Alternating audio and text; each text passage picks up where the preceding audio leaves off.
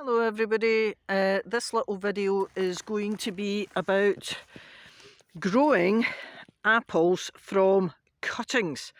Now normally I grow my apples on rootstocks and I graft onto them the variety that I wish to propagate. So if I want a brand new Bramley tree, I will take a Bramley scion, which is basically like this, and I will graft that onto a rootstock, and the rootstock will govern how that tree grows, but the apples that grow on that new tree will be Bramleys.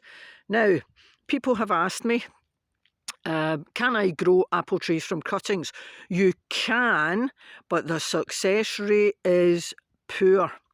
Now, I'm going to do this as an experiment because I want to see exactly how poor it is and whether this is just, you know, what people say or whether it is so much more difficult.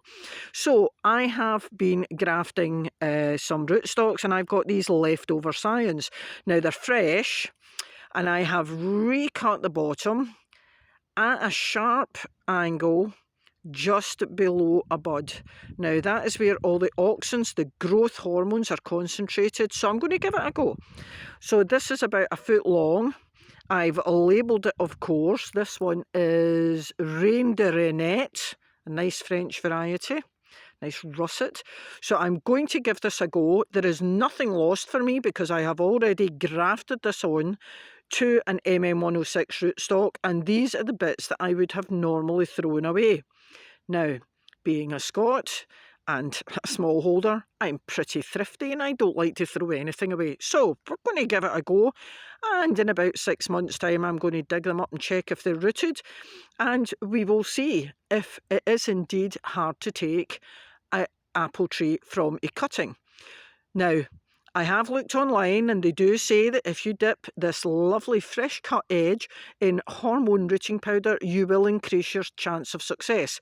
You may do that if you wish. I can't be bothered. So I am just going to shove it into the ground about 4 inches deep, and we shall see what happens.